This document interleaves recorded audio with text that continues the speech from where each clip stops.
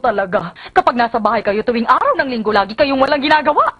Kung wala kayong mga gagawin, tumulong kayo sa paglilinis.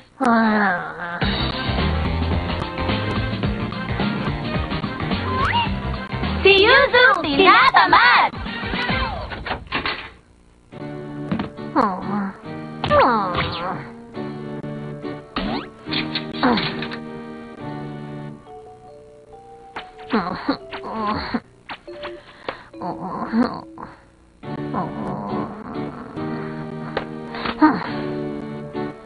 Nabasa ko na rin ang comics na yun noon.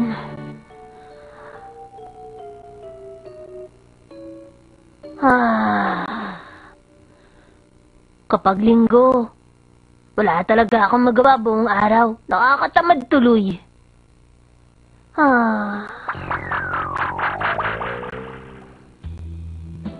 Wala rin akong maisip. Nakakainis.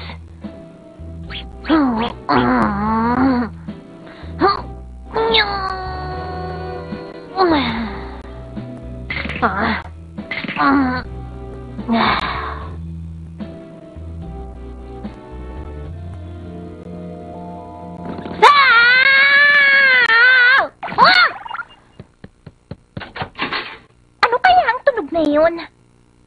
Anong tunog? Wala naman eh. May narinig akong tunog! Huwag kang gumawa ng mga tunog na weird! Tumayo ang lahat ng mga balahibo ko! Nakakakilabo talaga!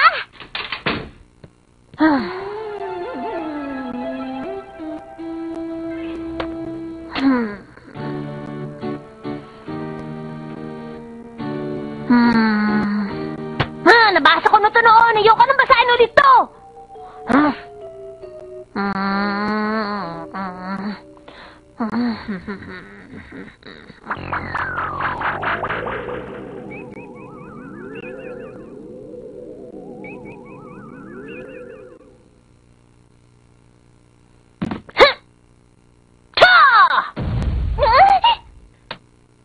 Grabe, nakakagulat naman! Si Yuzu talaga? Ano ba ginagawa niya?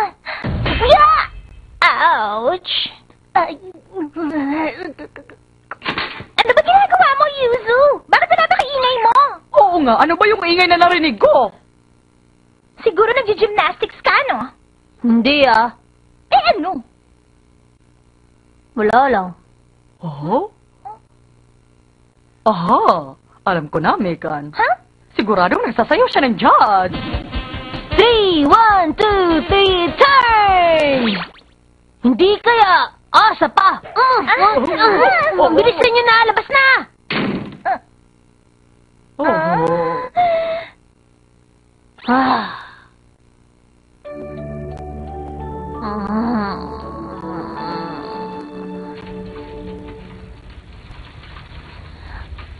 Buti pa sa bookstore nila ako magbabasa.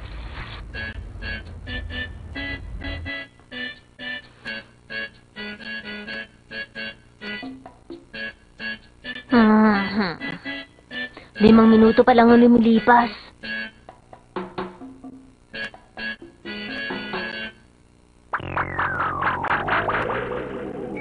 Nakakainis. Mas nakakatamad na magbasa ng nakatayo.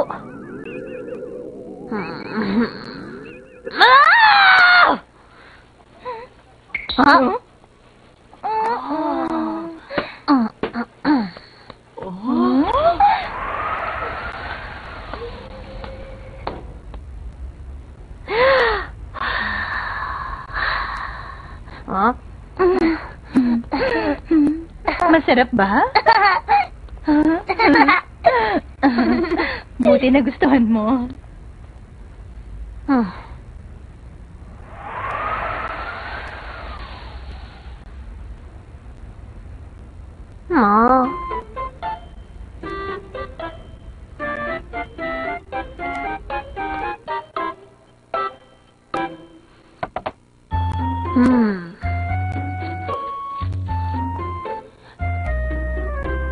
Ito lang ang dala kong pera. Kailangan ko tong pag-ipunan. Tama, mabibili ko to kapag nag-ipon ako ng 3 buwan.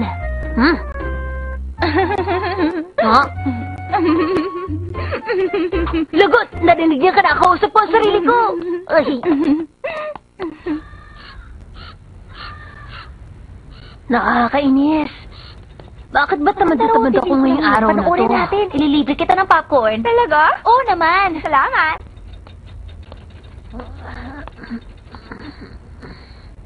Sandali. Nakakaramdam ako ng gutom.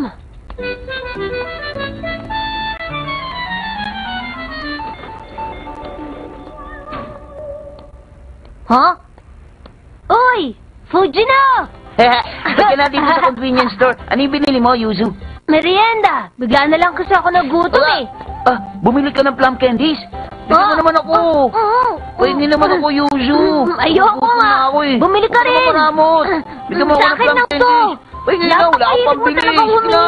Sige naman oh. Akin lang to.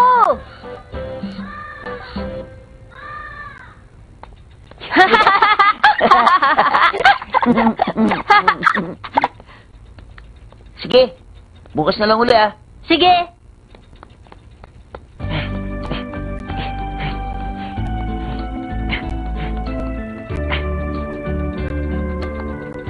Hoy, Yuzu! Ha? Salamat! Salamat sa candy ah! Oh!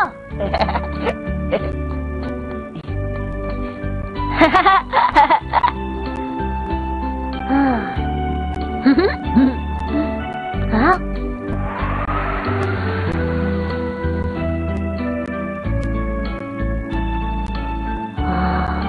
Wala na ang pakiramdam na yun.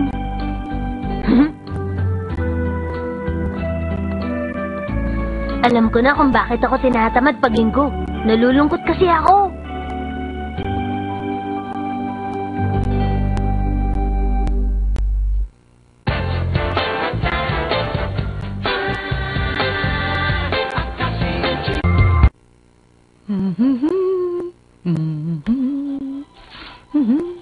Pwede pa siguro to.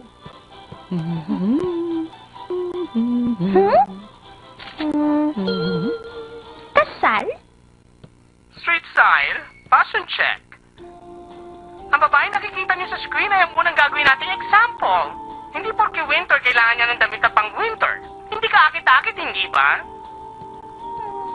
Megan, bibili ako ng damit na isusuot ko sa pupuntahan kong kasal. Samahan mo ko. Sige po.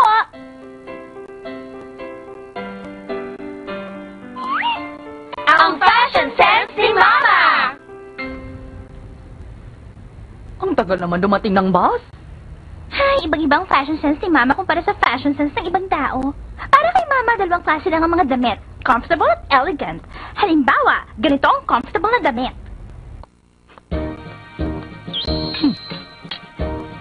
Stretch ba ito? Okay. Elastic ba ang baywang?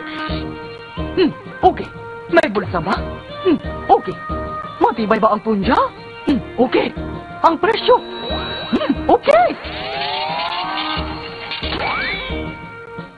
Bibilhin ko to.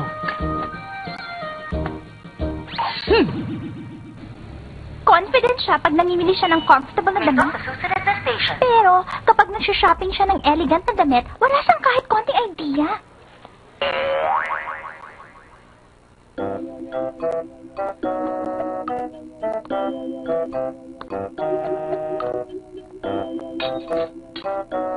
Sa tingin mo ba, fashionable ang damit na to, Megan? Okay po ito. Fashionable to, Mama. Talaga? Ano ba problema? May pwede ba akong gawin para malaman ko kung fashionable ang isang damit? Ha? Para saan naman? Gaano ba ka-fashionable ang damit na ito? Kapag nakita ito ng ibang tao, masasabi rin ba nila na fashionable ito? Ano pa ba sinasabi niyo, Mama? Masasabi bang mas fashionable ang damit na 500 ang presyo o mas fashionable ang damit na 5,000 ang presyo? Importante ba ang halaga para masabing fashionable ang damit? Ay, ang hirap naman sagutin nun. Hindi porke winter kailangan niya ng damit na pang winter. Oh!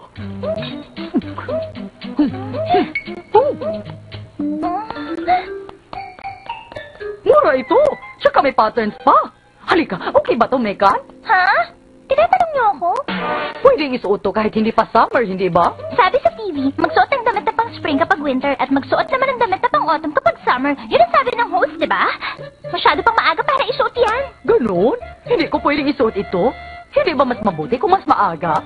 Ano ba sinasabi niyo? Sigurado nung huling summer pa ang damit na yan. Paano mo naman nalaman yun?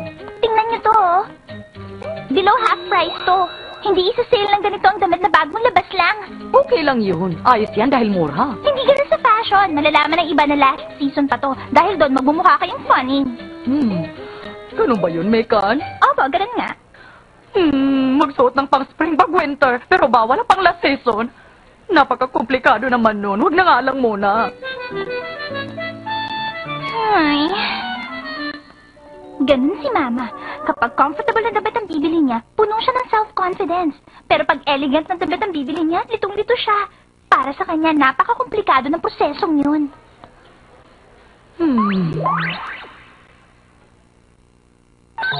Nagbabalik ang street side fashion check. Balance ang napiling outfit ng babaeng to. Pero bakit na napili niyang bag? Ang padoy, di ba? Sayang tuloy ang effort niya. Oo nga pala, kailangan ko ng bag. Bag? Hindi ba dapat mamili muna kayo ng damit bago bag? Oo nga pala. Hindi lang damit ang kinaklasify ni Mama. Para sa kanya, may dalawang klase ng mga bag. Ang malaking bag at ang eleganteng bag. Manood kayo. Okay ang bag na ito, ah. Malaki ba ang bag opening? Okay. Hindi nakikita sa labas sa mga laman ng bag. Pwede. Okay. May isang bulsa na nakalagay sa labas. At may dalawa sa loob. Okay. Pwede isabit ang bag na ito sa balikat. At pwede rin ito isabit sa braso. Okay. Pasok din ang presyo. Bibilhin ko to. Hindi ba bag na gagamitin niyo dun sa kasalang kailangan niyong bilhin dito? Oo nga pala.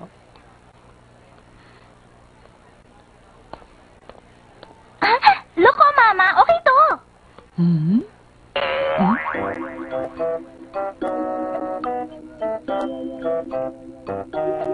Paano naman naging okay ang bag na ito? Hindi lang bagay ang bag na yan sa damit na suot niyo ngayon, Mama.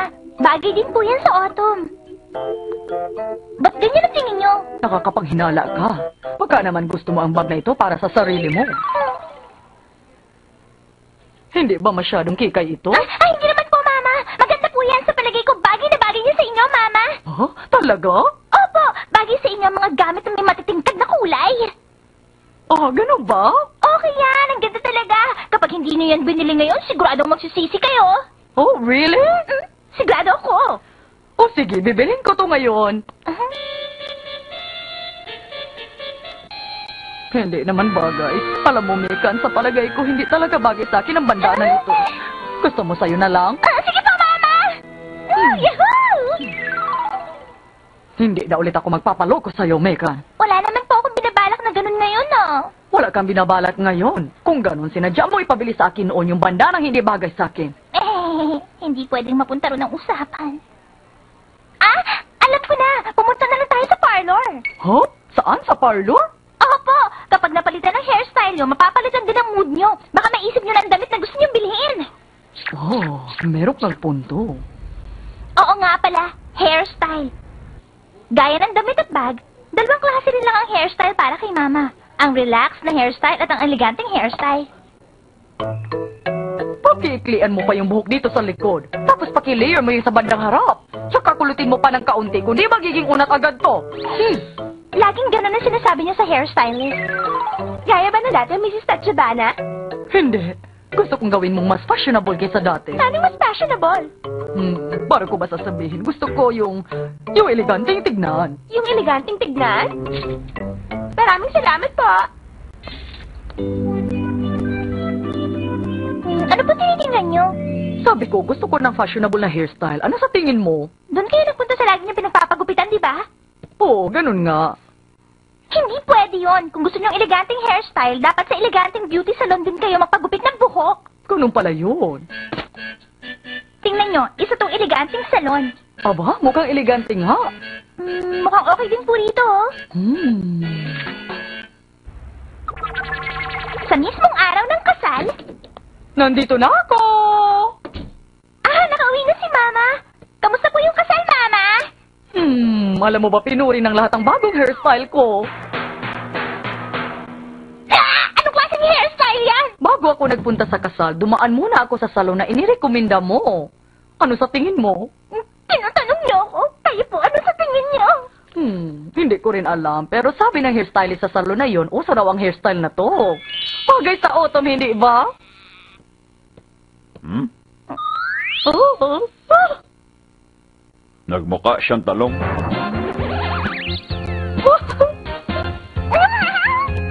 Huh? Maliban sa relax na hairstyle, wala nang ibang alam si Mama. Pagdating sa eleganteng hairstyle, talagang ignorante siya.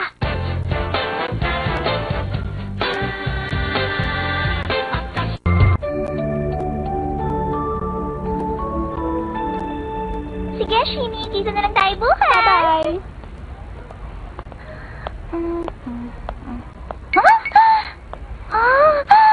Ang ganda naman niya.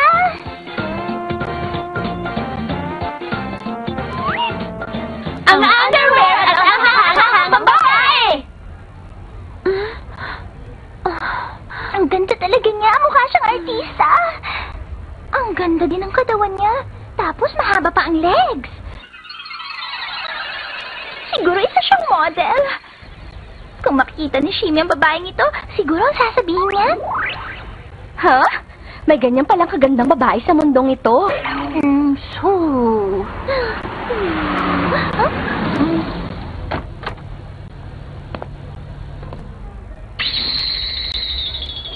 Wow! Ang gwapo naman!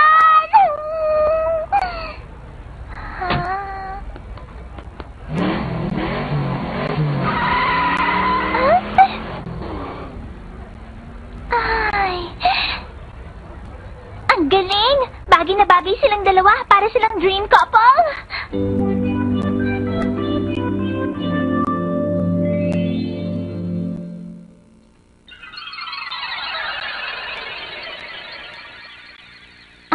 Ang ganda talaga ng babaeng nakita ko. At ang gwapo din ng lalaki. Sa ganda niyan yun, siguradong madami siyang manliligaw. Gusto ko din. Gusto ko din maging kagaya niya. Ano kaya yung gusto niya maging? Ha? Ay. Huwag na natin pangarapin yun. Ha? Sa kanila natin yun nakuha. Wala nang paggagalingan nun, kundi sa kanila. Ay. Wala na tayong ibang pagmamanahan pa. Wala ako naiintindihan sa mga pinagsasabi niya.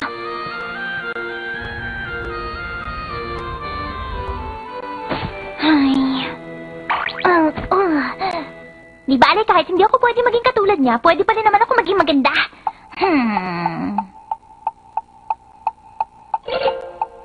Ang sikreto para maging tulad ng isang model at kahanga-hangang babae. Oo nga, naalala ko na. Nung nasa salon ako, binabasa akong article. Totoo ba to? Ang mga sikreto para maging isang kahanga-hangang babae. Number 1, magsuot ng mamahaling underwear. Ano ba yun? Kung sa bagay, posible din naman yun. Gawin ko kaya? Sa simula, iisipin mo talagang parang walang sense sa sinasabi sa article. Pero kung iintindihin mabuti, posible din naman na mangyari yun. Mukhang ang ganong kagandang babae nagsusuot ng elegante at mamahaling underwear para lalo siyang gumanda.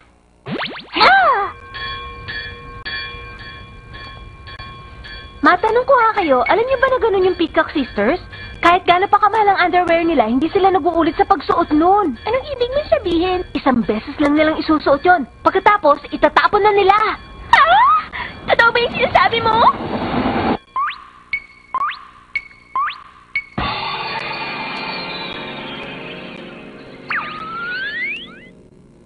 Ang ibig sabihin lang nun, totoo nga mga kahangahangang babae nagsusuot ng mamahaling underwear.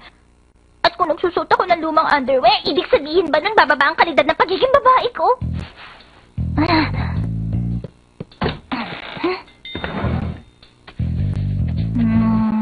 Ay, ayun. Sige. Isusuot ko ang lumang underwear na to bukas pagpasok ko sa school at titingnan ko kung bababa ang kalidad ko bilang isang babae. Yan naman yung ulam mo. Lagi nilagyan niya ng ulam mo. Ano ba yan? Ano? Basta? Basta ang ano? Mukha bang bumaba ang kalidad ko bilang isang babae? Yun ba ang tinutukoy mo? Ewan ko lang, hindi ko masabi eh. Tama. Sabi ko na nga ba eh.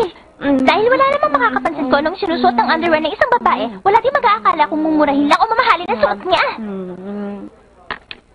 Nagkakamali kami kan? Ha? Meron akong ibang opinion tungkol dyan. Sa tingin ko, importante din yan. Huh? Bibigyan kita ng halimbawa. Ang underwear na 2,000 yen at ang buy one take one na 100 yen, magkaiba ang dating pag sinuot mo na. Paano? Sige, ipapaliwanag ko. Kung mamahaling klase ng underwear ang gagamitin ng isang babae, mahahalata pa rin ang mahal ang suot niya dahil dinisign ng mga to para enhance ang katawan niya. Malaking bagay to para sa isang babae. At kahit na wala namang makakakita sa suot niyang underwear, importante pa rin to para maging maganda at high class ang isang babae. Aha? Ganon? Sa opinion mo ba, mukha bang pipitsugin lang ang dating ko ngayon?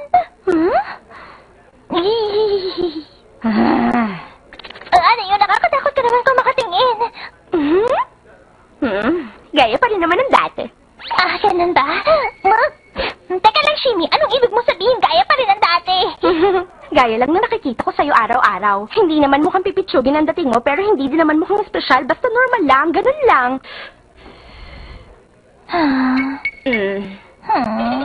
Hindi ko maintindihan. Bye-bye! Bye-bye! Ingat ka! Ingat! Ang theory ng pagsusuot ng mumurahing underwear ay nakakapagpababa ng kalidad ng pagkababae, hindi pa rin malinaw. May naisip ako, bakit hindi mo subukan ang experiment na yun sa mama mo? Ha? Susubukan mo kay mama?